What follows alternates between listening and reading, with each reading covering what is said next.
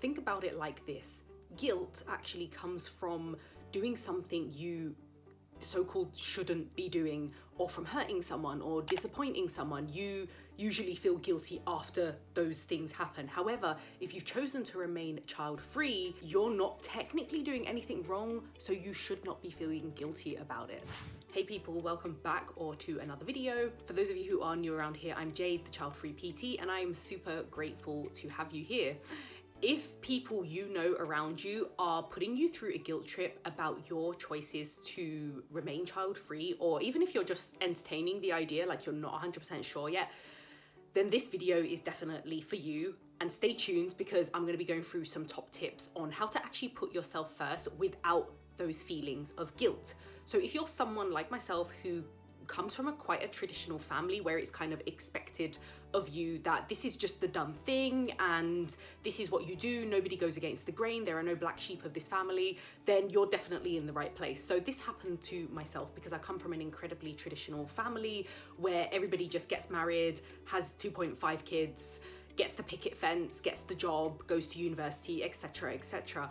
And I just knew from a very, very young age that I was not going to be getting down and into any of that kind of shit. I was going to do things my own way. I wanted to live life on my own terms. But understandably, with that came a lot of guilt. So I am in my mid-30s now. However, when I was growing up, all throughout my 20s, I was always really guilt-tripped about my choices, being made to feel like I was doing something wrong or making the wrong choice, or I was going to regret it, or I was upsetting someone, like, oh, you're disappointing your parents, and all of this fucking shit. Like, you're not giving them a grandchild, you're not giving your siblings a niece or a nephew.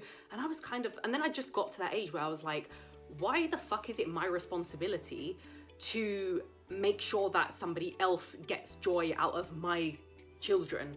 So I'm gonna have a kid to like please my mum and dad, to please my siblings, but what about me, fam? Like, no, I'm pleasing myself first. So if you're watching this, you're probably either on the fence about becoming child-free or you are child-free. So whether you come from this kind of background or not, or maybe it's from your friends or your colleagues or other people who just don't have, you know, the space to be giving you lip about your personal choices. This can be really challenging because a lot of people fall into that guilt trip trap. A lot of people feel that they don't want children, and then they kind of get guilt tripped for so many years about it, they just kind of cave and then end up having kids. And I actually think if you look at the parents out there, like the population of them, how many of them do you actually think genuinely wanted kids, which is fair enough, or B, got guilt tripped into it? How many of them do you actually think are out there?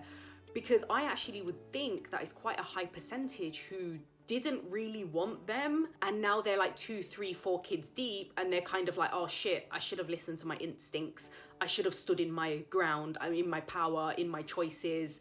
You know, especially if parents have that instinct not to have them, there's a reason for that instinct. And then also on top of that, when they start discussing it with friends and family, they then obviously get the guilt trip, the kind of you're selfish, you need to do this, what about your bloodline, what about the family name, and all of this fucking shebang that comes with just saying that you want to do something for yourself. And one of the most common things that we hear is you're selfish. Like, I've literally never heard anything so fucking ridiculous in my life, because how are you selfish for thinking deeply about how disgusting of a parent you would be? Because I already know I would be a horrific parent. And some trolls actually try and troll me in the comments, like, please don't have kids, you'd be such a bad parent. And I'm kind of like, that's the point of the fucking channel, bro. Like, did you not get the memo?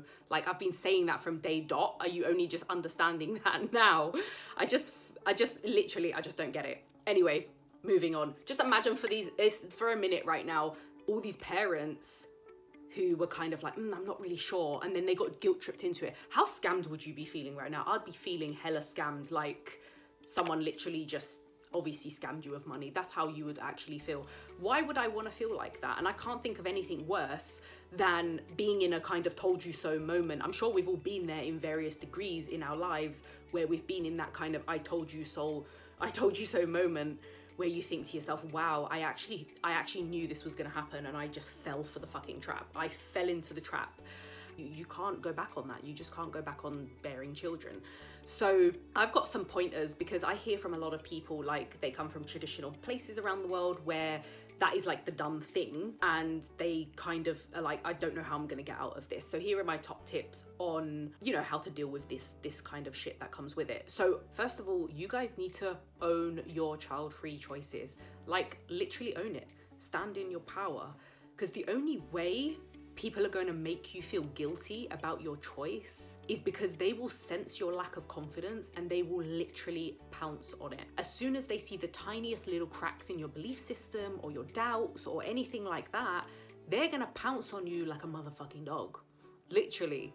And remember, misery loves company. So when they come across someone who, you know, is quite happy and, you know, they're quite confident in their choice, or, you know, they've just been thinking about it and they like the idea of being child-free, they're gonna try their absolute best to make you a miserable motherfucker like they are, because misery loves company, like we said.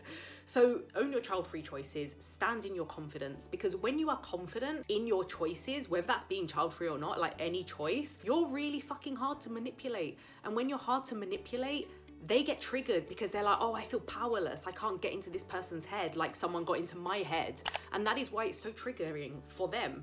If you look at any child-free content creator on YouTube, look through the comment section. On mine, on other people's, like, look through the comment section at how many parents are getting hella fucking triggered. And it's because they can't get you to sit in their misery with them, because it makes them feel powerless. It makes them feel insecure about their choices. It makes them feel fucking angry that they couldn't have the courage to do the same fucking shit. So don't end up being like these motherfuckers, because why do you want to be miserable like that? Why would you want to be miserable? So if you're a very young person watching this, when I say young, I mean like a little bit younger. So maybe you're in your early 20s, your mid 20s.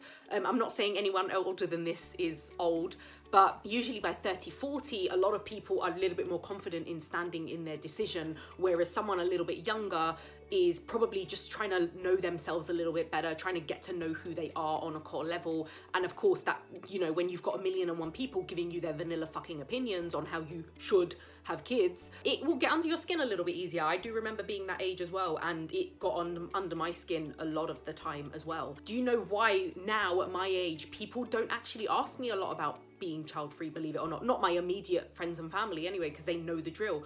The reason people don't ask me is because when I answer them with such confidence and conviction, they're like, oh shit, I can't manipulate this person. I can't get under their skin. So, you know, I need to just back the fuck off. And that is when people will back the fuck off, is when you're confident, you stand in your decision, you own it the fuck up. Own it the fuck up? Is that even a thing? Anyway, you own it. People are gonna leave you the fuck alone, trust me. I always stand by this saying, find something you love doing for yourself.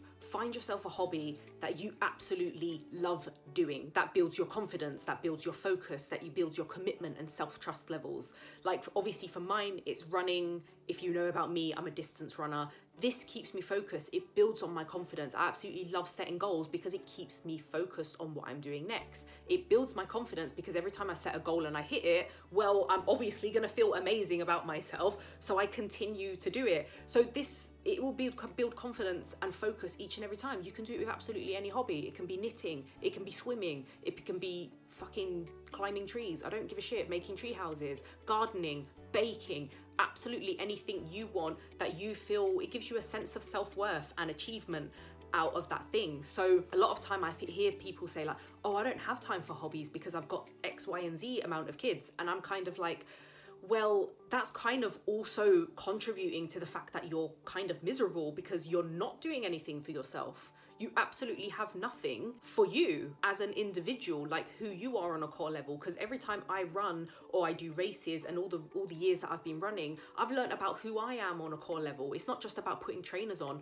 and going for a run and burning a couple of calories. It's a little bit deeper than that. It's kind of like, oh wow, when I went to this race, I dealt with this situation in this way. I need to improve it next time by doing X, Y, and Z. That's how you improve. That's called personal development. And that's what comes from putting yourself first And I don't see why any person on this planet needs to fucking feel guilty about doing something for themselves that they love, that they know is gonna make them feel better about who they are, that is gonna build their confidence and help with their physical and mental health. I can't see how that is a problem. And this literally works with anything, because your focus is elsewhere. It's not on everybody else's fucking vanilla opinion. I'm not worried about what other people may or may not think about me, because I'm too focused on what I'm doing. I'm too focused on my next race or my next goal or my next business goal or whatever it is, because that's what keeps me on the straight and narrow. That's what keeps me in my headspace, and well, it builds my confidence. So if that makes me selfish, then that's a fucking shame. I don't give a shit, and I don't see why I should have to feel guilty about doing that, and I don't see why other people should either. Make sure you let me know down in the comments below what it is that you guys do for yourself. I want to know all about your hobbies, whatever it is, wherever you're from. Let me know down below. Make sure you give this video a massive thumbs up, hit that subscribe button, and I'm going to catch you guys in the next video. Peace out.